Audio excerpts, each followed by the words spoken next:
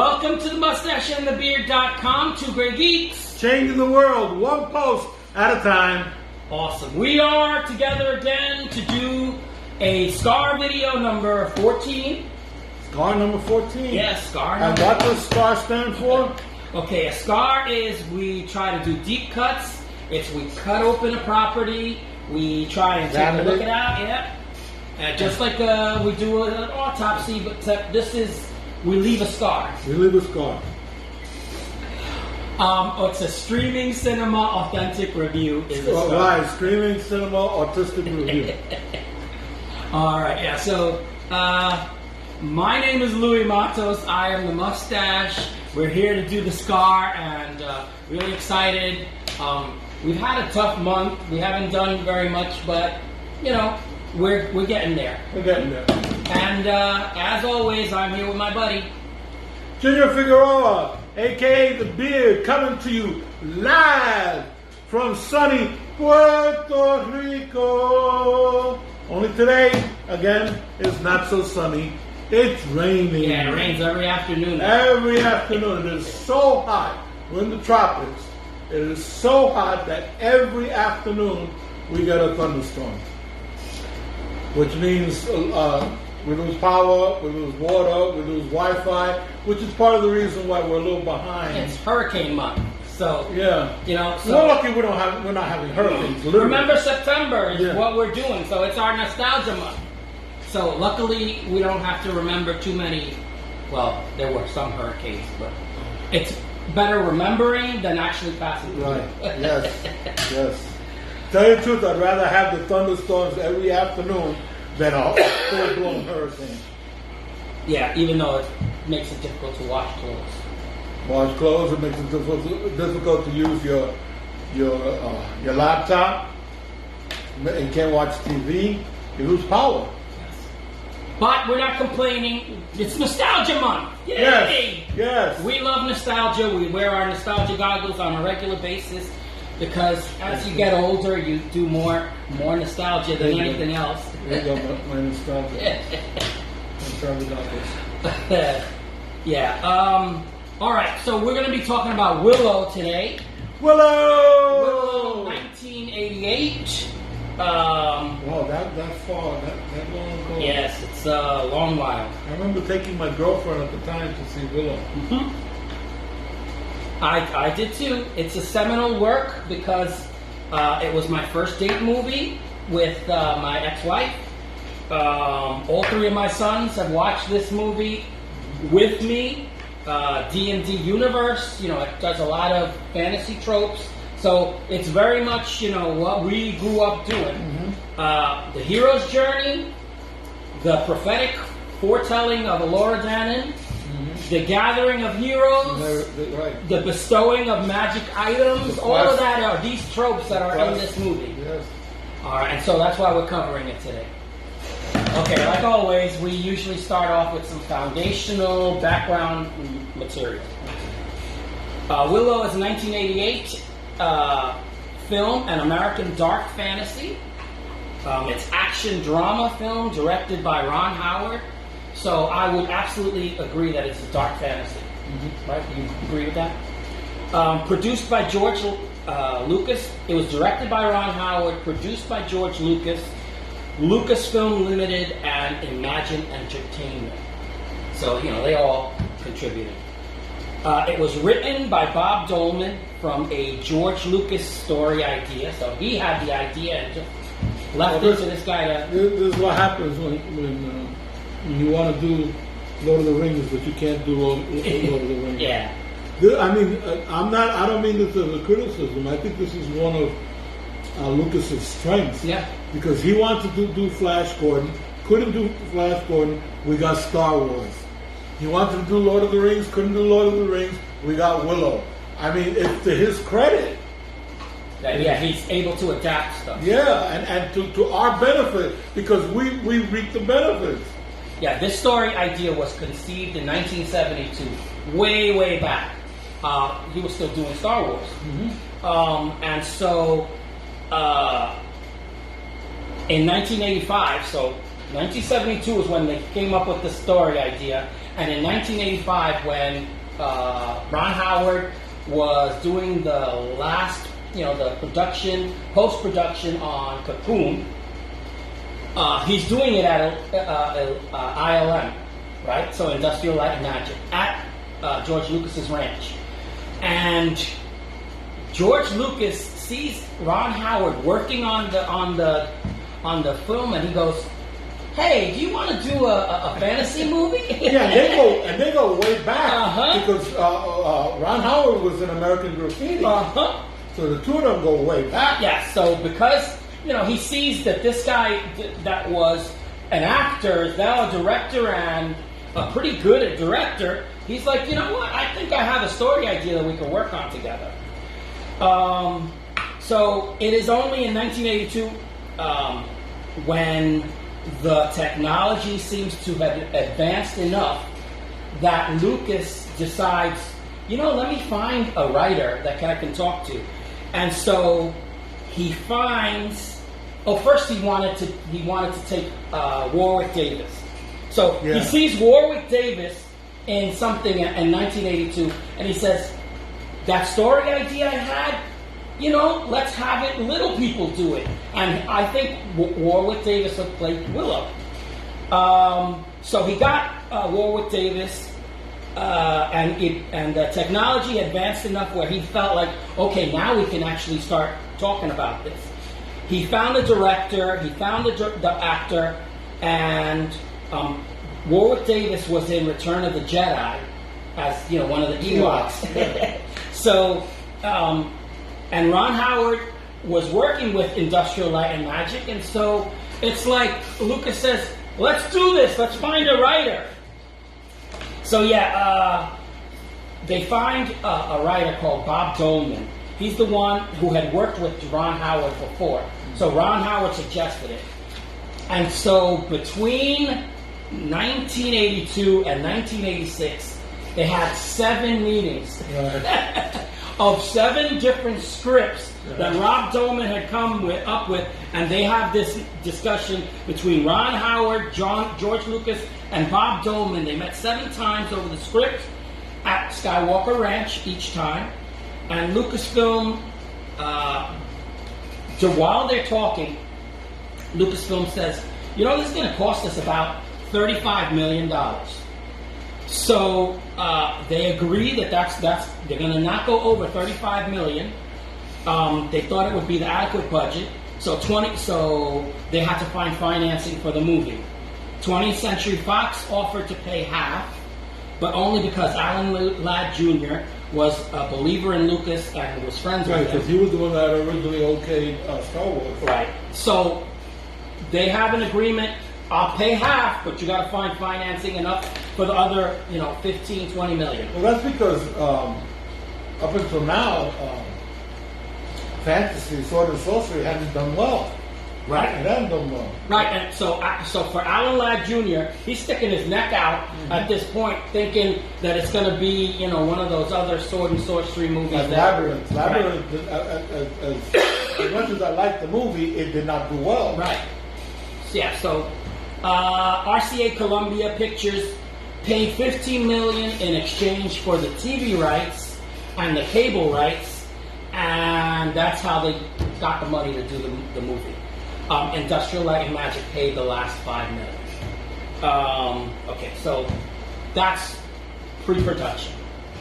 All right, a few words about filming.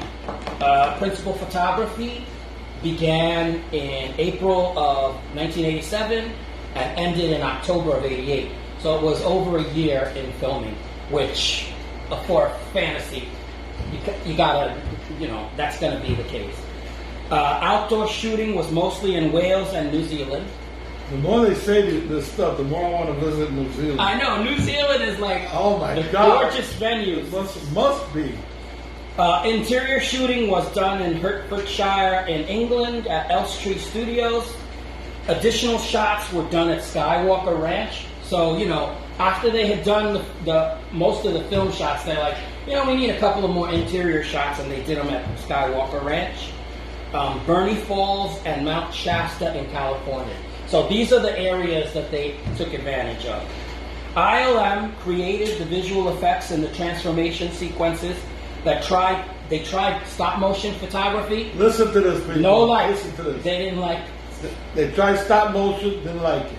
They tried optical dissolves and cutaways, and they didn't like that either. That's what they did for what we were talking about last time. What was it? Space 1999. Space 1999. They And did also, the cutaways. also Manimal. They did the cutaway. That's what they did.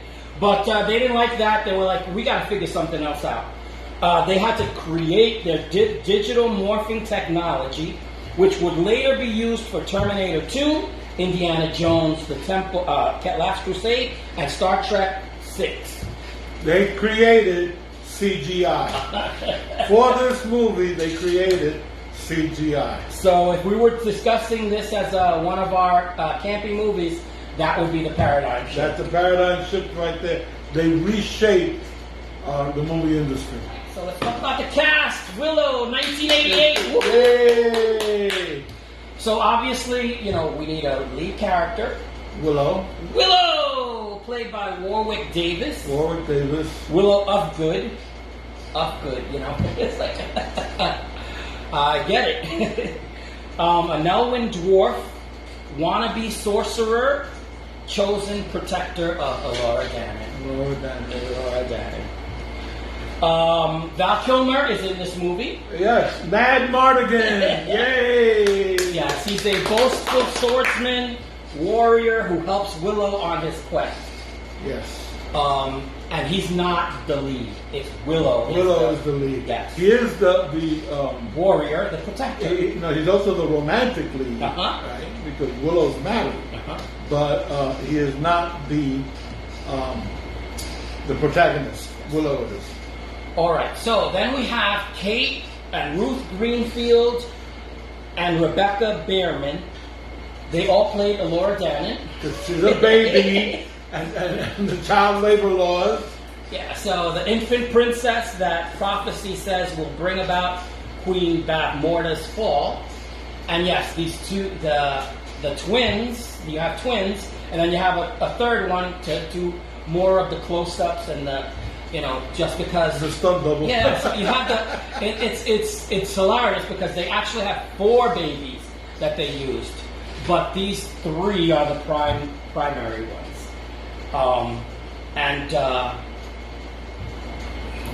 Kate and Ruth Greenfield, they just graduated from college. So I mean, it's been a while. All right, so then we have Joanne Whalley. Sorsha. It's Bavmorda's daughter, who's a warrior leader tasked with finding Elora Danan. And she is lovely in this movie. Absolutely. I don't think she ever looked prettier in this in any other movie. And apparently Val Kilmer is also as well. Because after they made this movie, they got married. Yeah. So therefore, the chemistry that you're seeing on screen between these two is real. Yes. My sun, my stars, my starlit sky. I thought I was your sun, your star. It went away. What do you mean it went away? Yeah, there's stuff that, I've watched this movie so many times. Jean Marsh. Jean Marsh is Queen Bavmorda, ruler of Nakmar Castle, a powerful sorceress, and Sorsha's mother. And the evil queen. Yes. Okay, so we have a few more. Finn Rizal is played by Patricia Hayes. Right. An elderly lady, an aged sorceress transformed into a possum by Bavmorda. And hence why they needed the CGI graphics to be able to show that transformation. Yeah. Very well done. Can't complain. Billy Barty is the High Aldwin, the Nelwyn wizard that commissions the protection of Elora Danan, and he's hilarious as the head sorcerer. Billy Barty goes way back. Yeah. Way back. Yeah. And usually comic relief wherever he goes. Then, basically, just 2 more. You have Pat Roach, who is General Kale, the High Commander of Badmorda's army. He looks like a bad guy. I mean, they made it with a skull, face and all that. Then we have Kevin Pollak and Rick Overton, which are the true comic heart of this. The brownies. Yes, they're brownies. And I don't mean poop. Rule and Frangine are the comic relief brownies that make you laugh a lot in this movie. So that is all the. We are now at the plot. The plot. Or the plot. The plot of Willow. Here we go. To prevent a prophecy that a special child will bring about her downfall, the evil Queen Bavmorda imprisons all pregnant women. The baby's mother convinces the midwife to spirit the baby away. The queen kills the mother and sends her hounds after the midwife. Before she is killed, the midwife sends the baby downriver in a raft. The queen then sends her daughter Saoirse and General Kale and his army to find the baby. The baby is found by the children of Willow Upgood, a Nelwyn, little person, a Nelwyn farmer and would-be sorcerer. He and his wife take the baby in. However, at a village festival, one of the queen's hounds attacks and is killed by Nelwyn warriors. Willow is then ordered to get rid of the baby, and he and a group of volunteers set out to find her a new home. At a crossroads, they meet Mad Mardigan, a mercenary imprisoned in a crow's cage. He offers to take the baby in exchange for his freedom. Most of the party agree, but Willow and his friend Mustache do not. The others abandon them and go home. Eric, a friend of Mad Mardigan, passes with an army to attack Queen Bavmorda. This causes Willow to change his mind and gives Mad Mardigan the baby. On their way back, Willow and Mustache discover that brownies, who are really, really little people, have stolen the baby and they go after them. They get captured, but Fairy Queen Chalendria tells them that the baby is Elora Danan from the prophecy.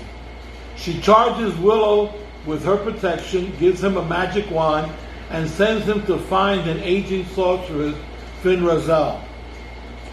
Willow embarks on his quest with baby in tow, accompanied by the warrior Mad Mardigan, the brownies Frangine and Rule, while being chased by Saoirse and General Kale. There is lots of action, lots of adventure, lots of monsters, lots of romance, Mad Mardigan and Saoirse, lots of laughs, lots of thrills, as we watch this example of the timeless struggle between good and evil. And caught in the middle is that most innocent of all creatures, a baby. Nicely done. It was a time of destiny. A time when a child could tip the balance between good and evil. Why, with my powers, with the strength of my great army, can you not find one little child? A time for an unlikely hero named Willow. Tell her I'm not gonna let anything happen to the baby. We gotta get that baby to somebody. I'm somebody. A time of scoundrels. What goes on here? Uh-oh. And a time of rebels. You are great. After them! You're gonna get us killed!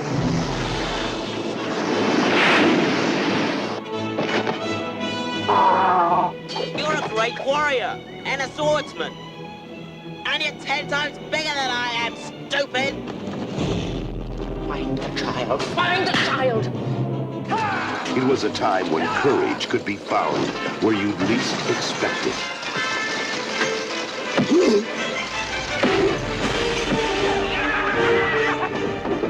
A time when unearthly powers raged and good men risked their lives.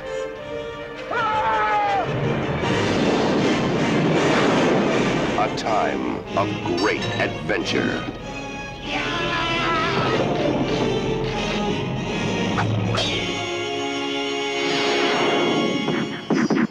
From the creator of Star Wars and the director of Cocoon, Willow.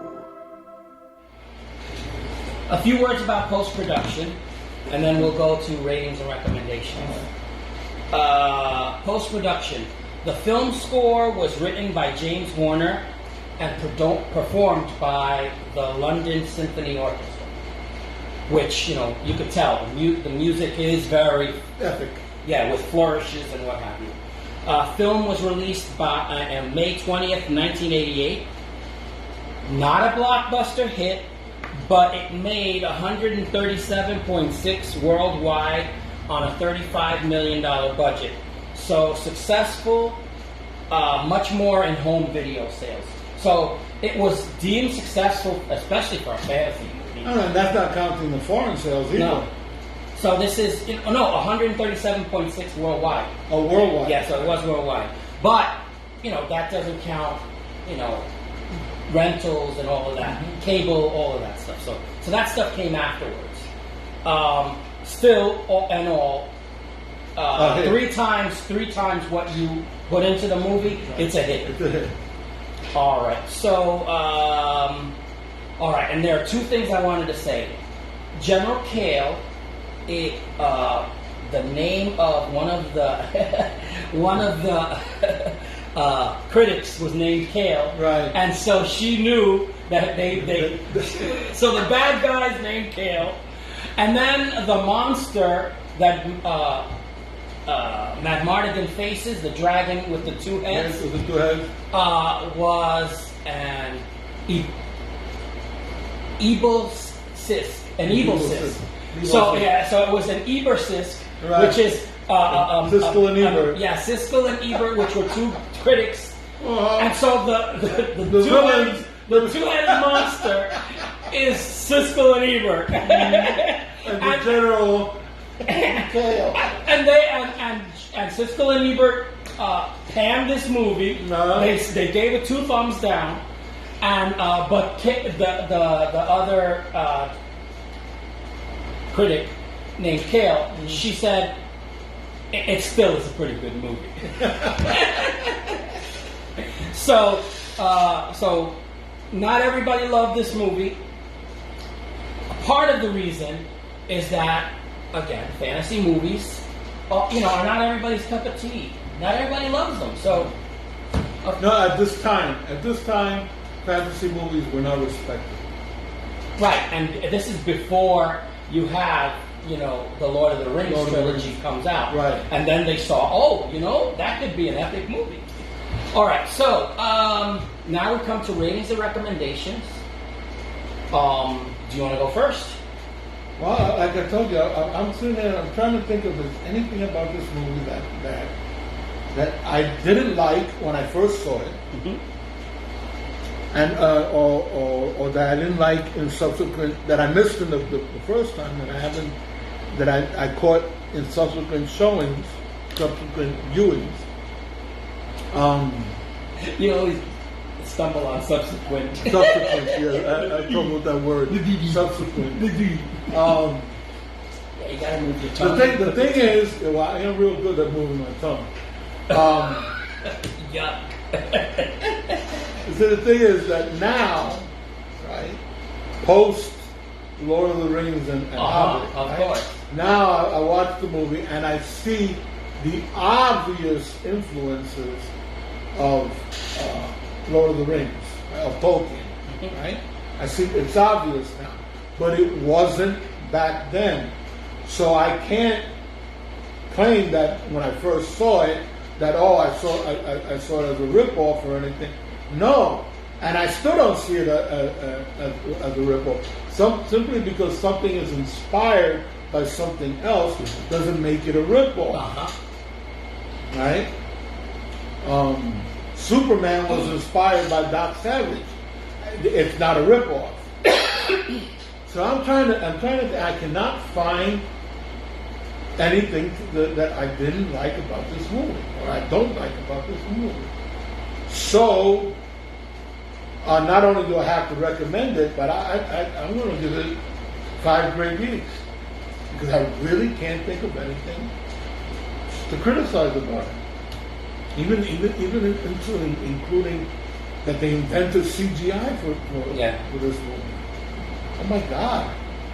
So I wholeheartedly recommend this movie. If you like fantasy, if you like sword and sorcery, some people don't. I get that. Some people don't like sci-fi. I get that. Some people,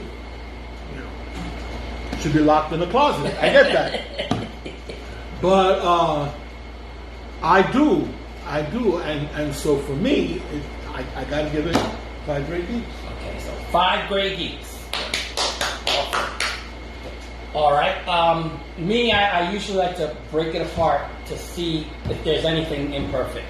Location scouting is perfect, right? I mean, it's just the sights and vistas are gorgeous.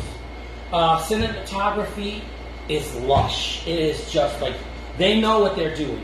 The directing is perfect to die for. The story, if you've read a lot of fantasy books, it's a little generic. But all fantasies have a hero's journey. All fantasies have metaphors, a little man against the big bad world. All fantasies have swords, sandals, and sorcery. This does not deny any of that. All fantasies have eye candy, the insurmountable odds and a cool love story. This has that. So I get that the story is a little generic. That's what the criticism was from the critics back then. I see it, but not enough to make this anything less than, I say, 4.5 great geeks, because I love the love story, and the love story is not the main part of the story. It's in addition to. Elora Danan is the story. That's right. That's right. She is. And she chooses Willow. And she steals the movie. Oh, she's adorable. Absolutely. She steals the movie. And she doesn't, for the most part, it's when they go to her, it's like it's like she knows what she's supposed to do. She's looking at... When she's supposed to be bewildered, she looks... when she's supposed to be sleepy and it's like, that didn't affect her at all, she's like, he's like, it's gorgeous, it's perfect. Yeah, so it is, near perfect. I'll give it 4.5 great geeks. I love this movie and I am unapologetic about it. Me too. And how often do we get a little person as the... No, that's just... amazing. The metaphor of the little person against the big bad world is perfect. It is not lost on anybody. I think it's yeah. So we love this movie. We knew that we were gonna love this movie. I rewatched it and I was like, still pulls at my heartstrings. Yeah. Sorsha is Joanna Wally is ice. Gorgeous. That hair. And the whole thing of accidentally falling in love. All right, we've come to the end. We've tied this up in a bow, I think. We might have over-talked about it, but oh well. Go see Willow. Yes, you should be able to see it on Amazon, right? That's where you saw it? No, I saw it on... yeah, I think it was Amazon. Disney Plus. Oh, was it Disney Plus? I saw it on Disney Plus. Oh, then Amazon. But they do have it on Amazon. Yeah, okay. So it is absolutely, go watch it on Amazon. I think it's free. Also, yeah, so we've come to the end of our video like we normally do. And as is our habit, or as my habit, I usually ask you for a wise missive, because I usually submit to you because, you're older than me. I'm old and gray. So we ask you, oh gray and bearded one, do you have a wise missive for us? Well, I just have some advice. And I mean this with all sincerity. People, think, okay? Don't go by what other people say. Don't go by what anyone says. Think.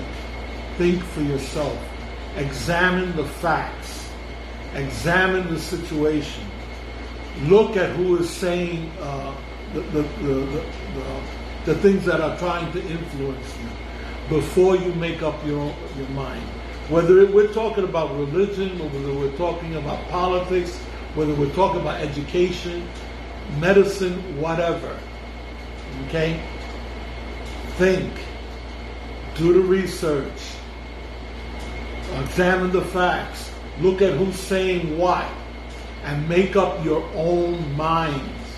God gave you a brain. Use it for something more than filling up your hat. That's what I got to say.